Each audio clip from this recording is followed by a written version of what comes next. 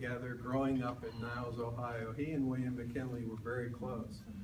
In fact, a few weeks ago, I got on the internet and looked, and there's a little clip of McKinley's funeral. One of the pallbearers was Mr. Butler.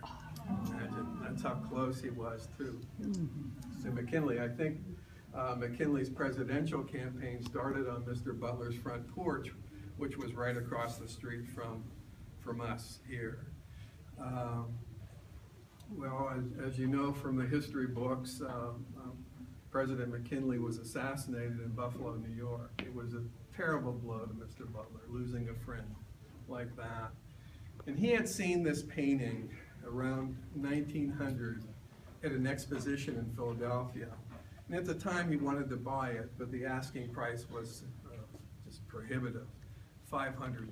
$500 in 1900 would have really something. It's something today. But when he opened the doors to the Butler Institute in 1919, October of 1919, he said there's something missing here. We need to have Winslow Homer's Snap the Whip. It needs to be here. So he called a friend in New York. He said, I saw this painting 20 years ago. Could you find it? Whoever owns it, could you tell him I'll buy it from him, whatever the cost? The guy called Butler back, and he said, Mr. Butler, the owner of the painting is willing to sell it to you if you have $5,000. Wow. And you can imagine what that must have sounded like to Mr. Butler in 1919. It was probably the largest sum of money spent on a painting. He did buy it. In fact, we have receipts that go, you know, he paid $200 this month and he paid $150 this month until he was able to buy it. And people always want to know what it's worth today. We have no idea. I always tell students that ask me that, let's just say, God forbid that it ever has to leave the Butler, and I can't ever envision that happening. It would be one of the lead stories on the CBS Evening News. I mean, that's how important this picture is. It's a very important part of our culture. It's reproduced in history books. It's reproduced in virtually every art book. The Metropolitan Museum has a small version of this. It does not have the mountain. It has less children and it's smaller. And it's thought to be the study for the Butler painting. So isn't that great that the Met has the study for our painting? It's really inappropriate for a painting, an oil painting, to have glass over it because oil paintings are protected with varnish.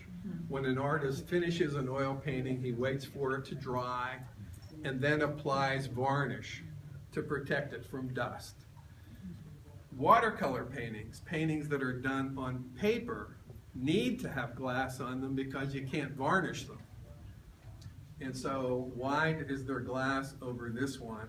Well, you know why. It gets requested all the time to major shows around the world. And because of that, we decided to put a plexiglass film over top of it. I remember it was maybe my 5th year here at the Butler as director. I got a call from Ted Stebbins, who was the curator of the Boston Museum. He said, Lou, I wrote you a letter requesting Snap the Whip for a show at the Louvre that we're putting together, and you didn't answer. I said, have you been reading the newspaper? This was the time when one of our ambassadors was shot at on a Paris street. And I'm thinking, I don't think I want to lend one of the most American paintings to any foreign country. He said, you know, we would not put our own works up if we thought there was going to be any danger. There'll be American guards the whole time that it's there. He said, he said to me, we can't be saying that we are representing the greatest of American art without including Snap the Whip by Winslow Homer. And so what could I say? You know?